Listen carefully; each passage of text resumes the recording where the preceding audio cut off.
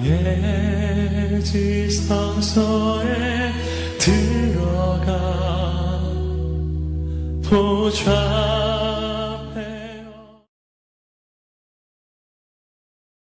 우리 함선원 권사님 은혜로운 연주 감사를 드리고요. 설명절 여러분 잘 보내시고 이렇게 오셨는데, 우리 옆에 있는 성도들 바라보면서 진심으로 고백하며 서로를 축복합니다.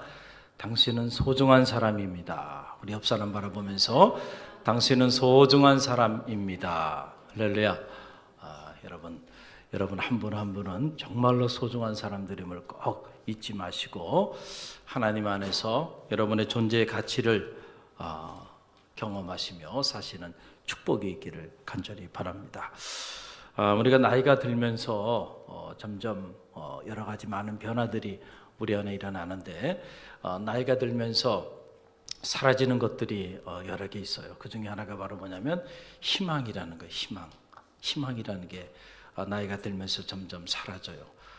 내 삶에 대한 희망이 사라져가고, 또 직업에 대한 희망, 건강에 대한 희망, 또 젊은 시절 그렇게 마음속에 품었던 그 꿈에 대한 희망도 사라져 버려 가는 것을 우리가 경험하게 됩니다. 자, 이렇게 희망이 사라져 버리면 사라져 버린 그 빈자리가 그냥 그대로 머물러 있지 않죠. 희망이 사라진 만큼 우리 인생은 불행해집니다. 그래서 희망이 사라진 만큼 삶은 우울해지고 슬퍼지고 때로는 공허해지기도 하는 겁니다. 그래서 정말로 비참한 삶은 어떤 삶이냐면 희망이 없이 살아가는 삶이에요. 그 삶이 정말로 비참한 삶이 되고 맙니다. 마치 연극이 끝난 무대처럼 적막감과 고독과 공허가 밀려오는 그러한 삶의 자리에 우리가 던져지게 된다는 거예요. 그래서 시인 단테는 그의 신곡이라는 책에 보게 되면 지옥편에 그 지옥의 그 입구에다가 이런 글을 써 놓았습니다. 바로 이곳으로 들어가는 자들은 모두 희망을 버릴지어다. 이곳으로 들어가는 자들은 모두 희망을 버릴지어다. 그러니까 지옥이라는 것은 다른 것이 지옥이 아니고요, 희망이 없는 것이 지옥인 줄 믿으시길 바랍니다. 가장 비참한 곳, 가장 우리 삶을 불행하게 만드는 삶의 자리, 바로 그것이 희망이 없는 곳이에요. 그 희망이 없는 곳을 단테는 지옥으로 표현한 것이죠. 희망이 없는 삶의 자리 속에서 우리는 누구도 그 어떤 기쁨이나 삶의 행복을 느낄 수가 없는 겁니다. 저는 말하기는 올 한 해 여러분의 삶의 자리에 희망이 사라지지 않기를 간절히 바랍니다. 할렐루야. 그럼 이 희망은 어디로부터 오는가? 과연 이 희망은 어디로부터 오는가? 라고 하는 사실인데, 희망은 하나님께로부터 옵니다. 할렐루야. 여러분의 믿음이 되시길 바랍니다. 오늘 본문은 그것을 우리에게 잘 알려주고 있어요. 이 로마서 15장 13절 한 절의 말씀이 그 사실을 우리에게 계시해주고 있는데요. 우리 함께 읽어봅니다. 소망의 하나님이 모든 기쁨과 평강을 믿음 안에서 너희에게 충만하게 하사 성령의 능력으로 소망이 넘치게 하시기를 원하노라 그랬어요. 요 한 절의 말씀 속에 소망이라는 단어가 무려 2번이나 반복되고 있는데, 이 소망이라는 단어는 헬라어 언어에 엘피도스라고 하는 말이에요. 엘피도스. 이 말은 사실 소망이라는 단어가 아니고 희망이라는 단어예요. 희망이라는 단어. 그래서 영어 번역에도 hope, 희망으로 이렇게 번역을 하고 있죠. 그런데 한국 사람들이 이 희망이라는 단어보다는 소망이라는 단어를 더 좋아해요. 왜 좋아할까요? 믿는 사람이든 믿지 않는 사람이든 다 소망을 갖고 살죠. 이 소망이라는 단어의 이 국어사전적인 의미를 보게 되면 어떤 일을 바람 또는 그 바라는 것 이라고 하는 의미를 가지고 있는데, 다시 말하면 이 소망이라는 단어 안에는 뭔가 우리 내면에 뭔가 이루고 싶은 그 마음의 소원, 그 소원과 대단히 밀접한 관계를 가지고 있는 단어가 바로 소망이라고 하는 단어죠. 우리 마음의 내면 속에서 뭔가 이루고 싶은 미래에 대한 강한 열망, 이런 것들을 드러내고 있는 그런 단어가 바로 소망이라는 단어예요. 그래서 한국 사람들이 소망을 참 좋아합니다. 그러나 여러분, 이 희망이라는 단어는 이 소망이라는 단어와 다소 비슷하긴 하지만은 차이가 있습니다. 이 희망이라고 하는 단어도 소망이라는 단어처럼 어떤 미래에 대한 일을 하기, 미래에 대한 어떤 기대, 어떤 미래에 대한 이루고 싶은 어떤 열망, 바람, 이런 뜻을 가지고 있기도 하지만 동시에 어떤 미래에 대한 가능성이라고 하는 뜻을 동시에 가지고 있는 단어가 희망이라는 단어예요. 여러분 한번 생각해 보세요. 미래에 대한 가능성은요, 우리가 우리 내면에서 무엇인가 이루고 싶어하는 강렬한 열망, 소원을 품는다고 해서 주어지는 것이 아닙니다. 그것은 하나님께서 우리에게 허락하실 때만 주어질 수 있는 것임을 기억하시길 바랍니다. 할렐루야. 하나님 자신이 우리의 삶의 미래의 가능성이 되시고 그분 자신이 이 가능성의 근거가 되신다는 사실을 꼭 기억하시기를 바랍니다. 그래서 사도 바울은 오늘 이 짧은 말씀을 통해서 하나님을 희망의 하나님이라고 하나님을 정의하고 있는 거예요. 그래서 이 희망이라는 단어, 엘피도스라고 하는 이 단어는 그냥 아무런 근거 없이 막연하게 미래에 대하여 뭔가 여러분들이 소원을 품고 나가는 이런 것을 의미하는 그런 단어가 아닙니다. 뭔가 확실한 근거를 가지고 그 확실한 가능성에 기반을 두고 미래를 꿈꾸며 나가는 그런 일련의 삶의 모습을 통칭해서 우리가 희망이라고 말을 하는 거죠. 그래서 이 소망이라는 단어보다는 희망이라는 단어로 이렇게 번역하는 것이 신학적으로나 영적으로 옳은 번역인 것이죠. 그래서 이 로마서 15장 13절 이 엘피도스, 이 희망의 하나님, 그 희망의 하나님에 근거해서 독일의 천재 신학자 주리겐 몰트만은 1964년에 희망의 신학, 테올로기 데 호프농이라고 하는 엄청난 책을 출간하게 됩니다. 이 한 권의 책이 1960년대 유럽 전역이 이 죽음의 신학으로 인해서 모든 유럽의 기독교인들이 패배감 속에, 시리와 좌절과 절망 속에, 그 암울했던 잿더미 속에 사로잡혀 있었던 그들의 삶을 구원하는 그런 엄청난 역사를 가져오게 합니다. 여러분, 이 한 권의 책의 힘이에요. 이것이 이렇게 엄청난 파장을 가져오게 되는데, 여러분 보세요. 사람들이 인간의 경험과 이성에 근거해서 과학과 인문학을 발전시켜 왔습니다. 철저히 인간의 경험과 이성에 근거한 이 과학적 사고 그리고 인문학적 사고는 인간에게 엄청난 환대를 받았습니다. 사람들이 환호했고 숭배했고 공감했습니다. 그런데 정작 이 인간이 그렇게 존경하고 사랑하고 환호하고 공감했던 이 과학과 이 인문학이 인간을 스스로 배신해 버린 거예요. 여러분, 우리가 1, 2차 세계대전을 겪으면서 인류는 이 사실을 처절히 경험한 겁니다. 어떻게 이런 일이 일어날 수 있을까?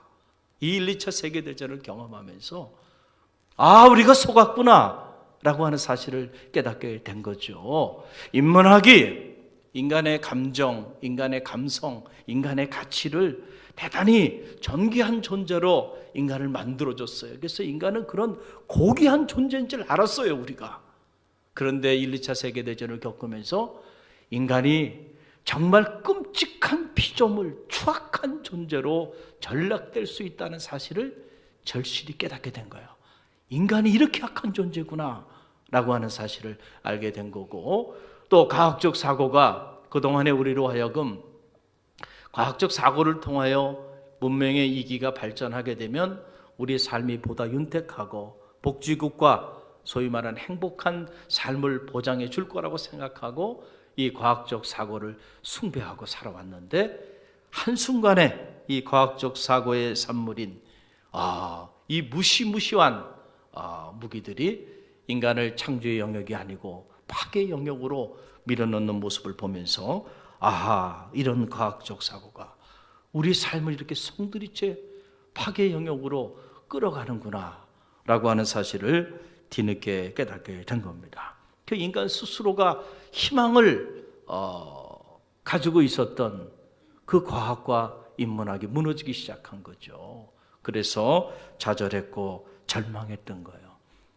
그러니까 그제서야 그때서야 사람들이 너는 할 것 없이 이런 물음을 던진 거예요. 하나님이 살아계시면 어떻게 이럴 수가 있느냐? 라는 물음을 그제서야 던지기 시작한 거예요.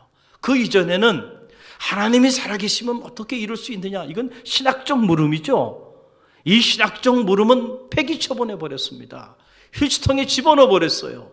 그리고 그 신학적 물음이 자리하는 그 자리에 인간적인 물음, 인문학적인 물음, 과학적인 물음이 자리했고, 그리고 그들이 이런 과학적인 물음, 인문학적인 물음을 숭배하며 그러고 살아왔어요. 그러다가 그들이 예기치 않은 고난에, 예기치 않은 인간의 삶의 한계 상황에 던져지게 되니까 그제서야 그들이 신학적인 물음을 던지면서 하나님이 살아계시면 어떻게 우리에게 이럴 수 있냐고 이런 신정론의 물음을 던지게 된 것입니다.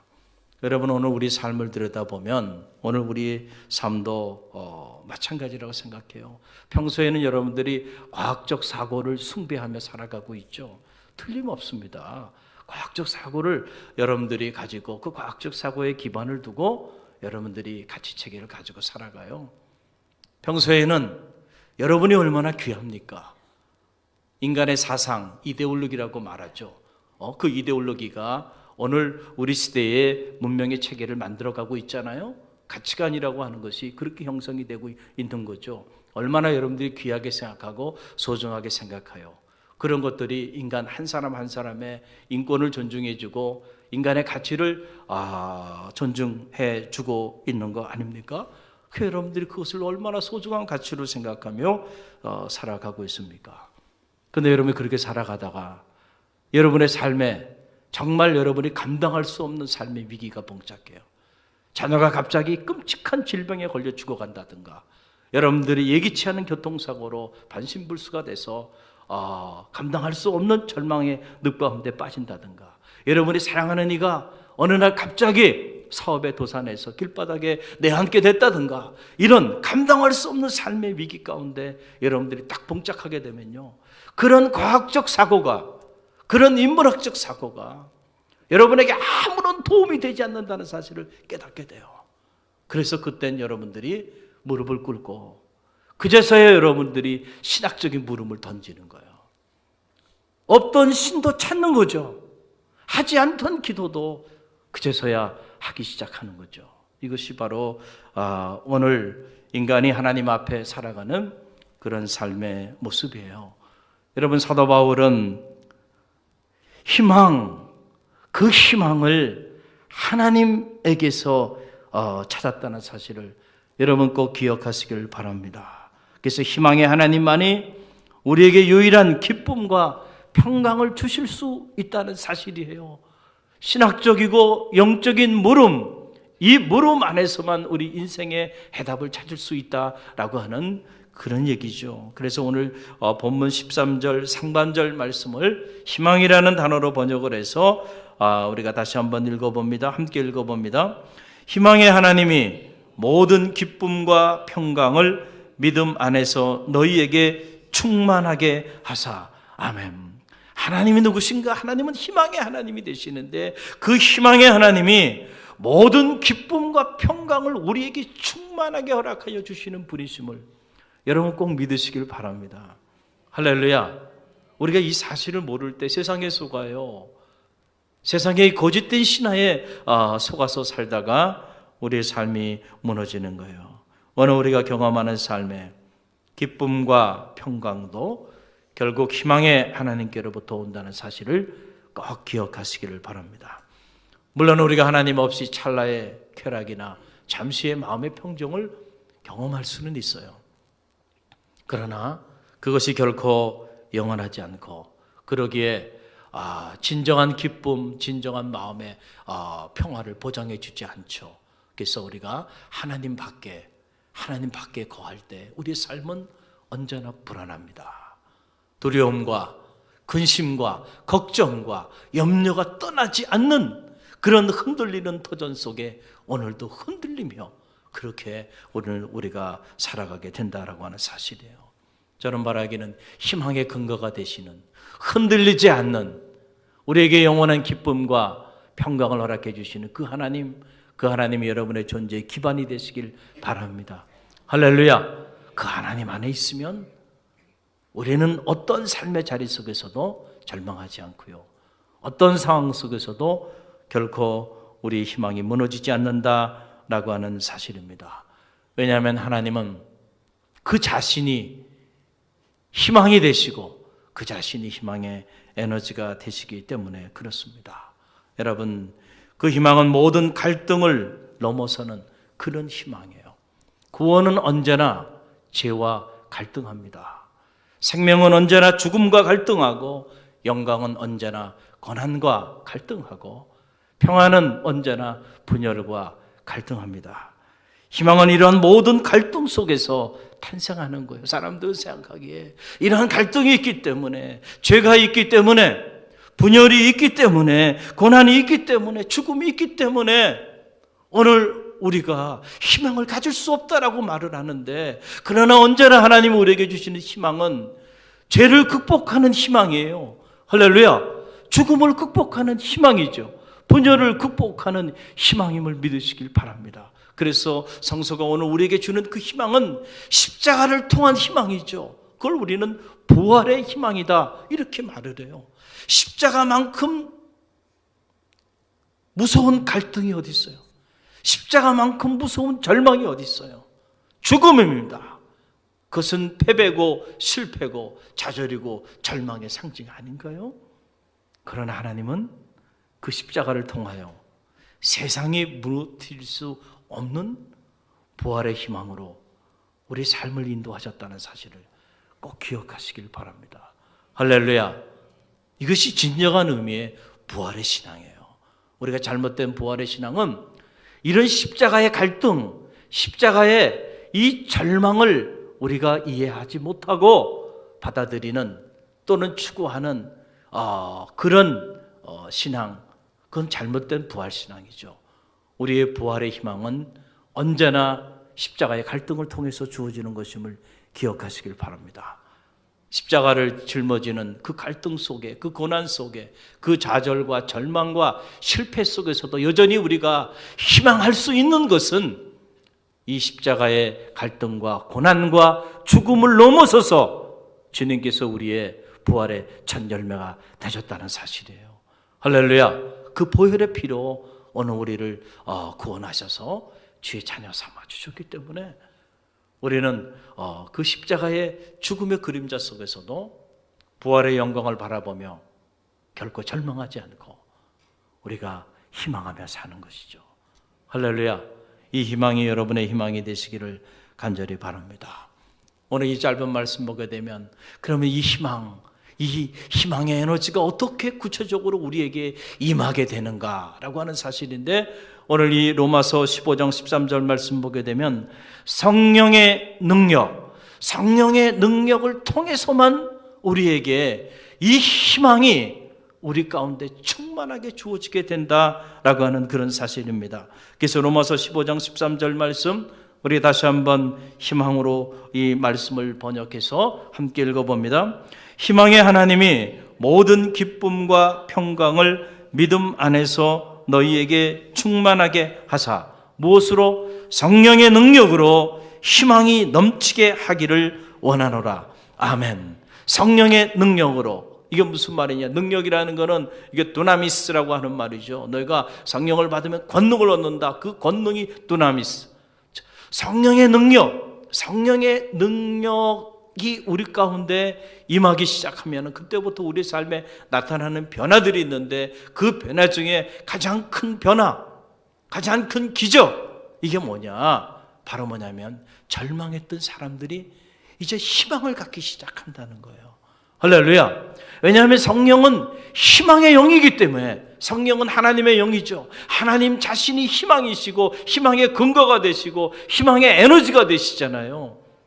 그래서 그 하나님의 영이 우리의 가정에 임하고 성도들의 삶에 임하고 그리고 믿음의 공동체에 임하기 시작하면은 절망했던 이들이 불릴듯 일어나서 희망의 역사를 이루어 나가게 된다는 거예요.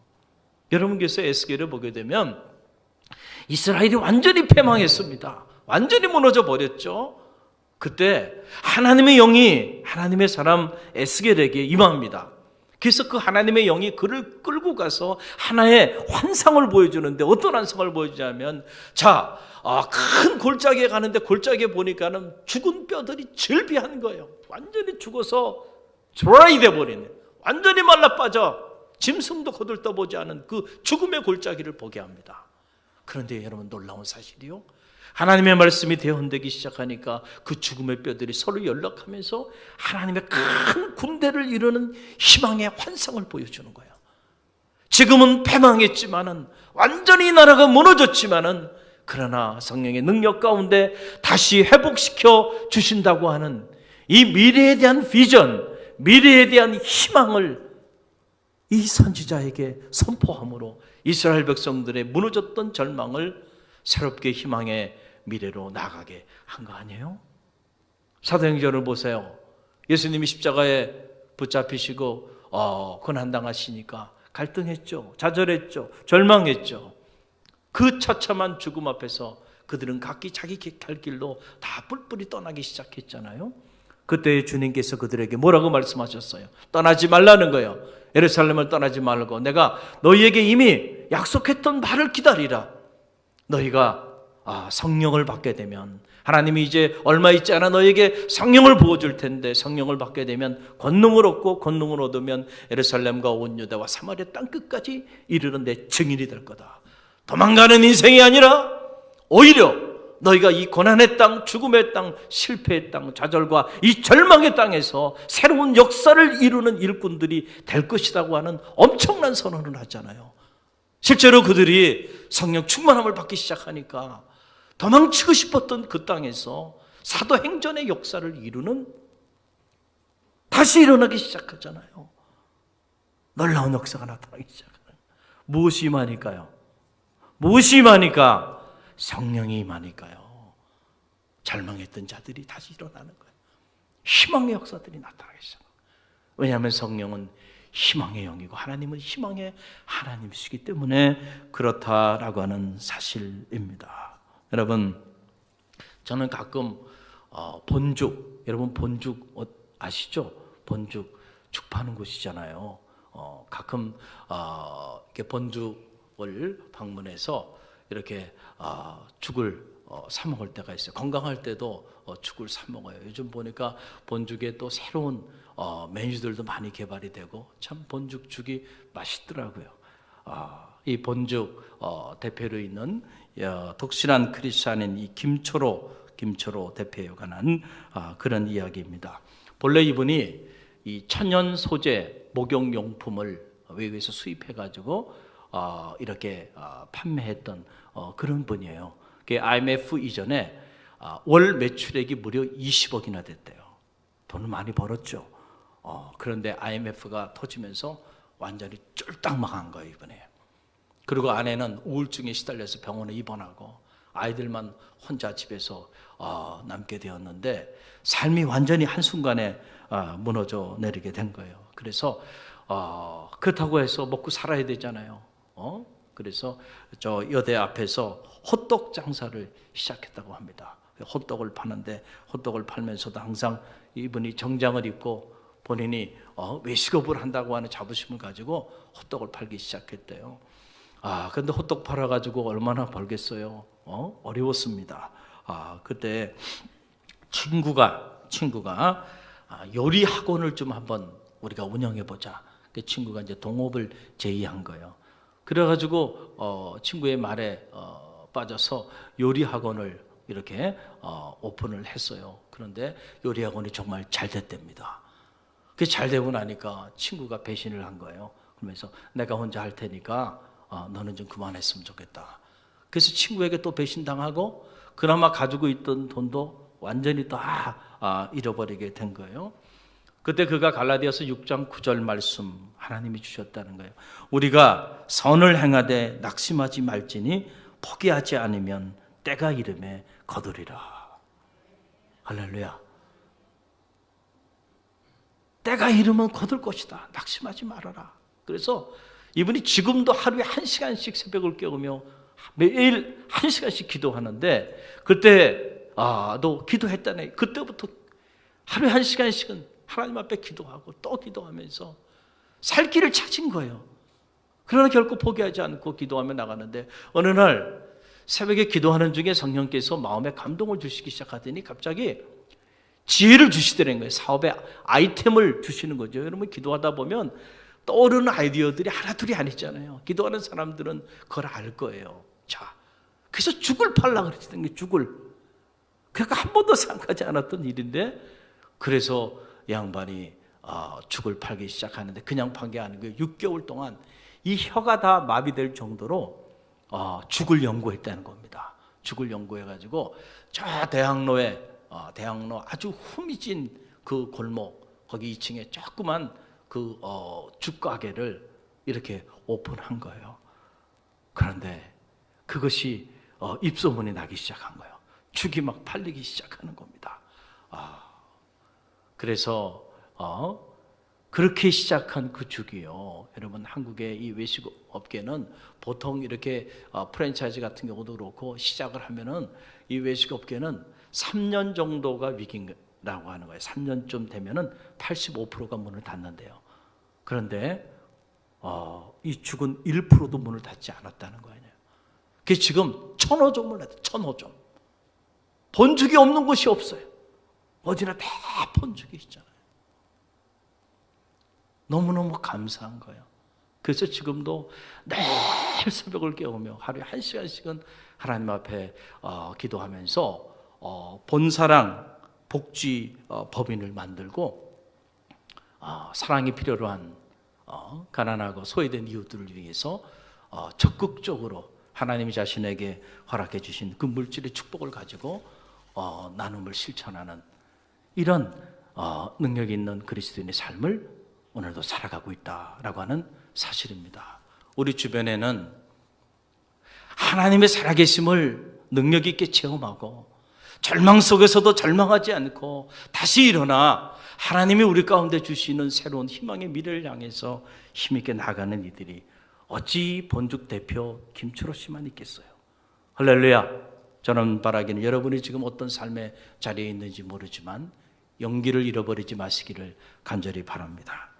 하나님 앞에서 가장 무서운 죄는 바로 희망을 포기하는 것입니다. 이걸 우리가 절망이라고 이렇게 말을 하죠. 희망의 하나님 앞에서 우리가 희망을 포기하는 것만큼 신성모독이 어디 있겠는가라고 하는 사실입니다. 희망에 저항하는 죄, 바로 그것이 절망이죠. 저는 어떤 경우에도 이 죄에 빠지지 마시기를 간절히 바랍니다. 믿음의 다른 이름은 희망입니다. 희망이 없는 믿음은 죽은 믿음이에요. 우리가 믿음을 갖게 된다고 한다면 그 믿음이 허탄한 믿음이 아니죠. 하나님에 대한 믿음, 희망의 근거가 되시고 희망의 에너지가 되시고 그분 자신이 희망이 되시는 그 하나님에 대한 믿음을 갖게 되면 우리는 자연히 희망하는 삶을 살게 돼 있다는 사실을 꼭 기억하시고요. 믿음이 있다고 말하면서 삶에 희망이 없이 살아간다고 한다면 그것은 죽은 믿음이고 거짓된 믿음이고 잘못된 경건입니다. 그래서 사도 바울은 선포합니다. 로마서 8장 24절로 25절에서 우리 함께 읽어봅니다. 우리가 희망으로 구원을 얻었음에 보이는 희망이 희망이 아니니 보는 것을 누가 바라리요? 만일 우리가 보지 못하는 것을 바라면 참으로 기다릴지니라. 아멘. 아무나 기다리는 게 아니죠. 아무나 때를 기다리는 것이 아니죠. 희망이 있는 사람만이 절망 속에서도 기다리는 거예요. 갈등 속에서도 기다리는 거죠. 할렐루야. 저는 바라기는 이 희망이 올 한 해 여러분의 삶을 움직이는 동력이 되고 여러분을 이끌어가는 에너지가 되시기를 간절히 바랍니다. 헬라 철학자 아리스토텔레스는 이 희망을 깨어있는 자의 꿈이라고 말을 했어요. 깨어있는 자의 꿈. 올 한 해 저는 바라기는 여러분이 성령의 능력 안에서 잠들어 있는 자가 되지 마시기를 바랍니다. 깨어있는 자가 되시길 바랍니다.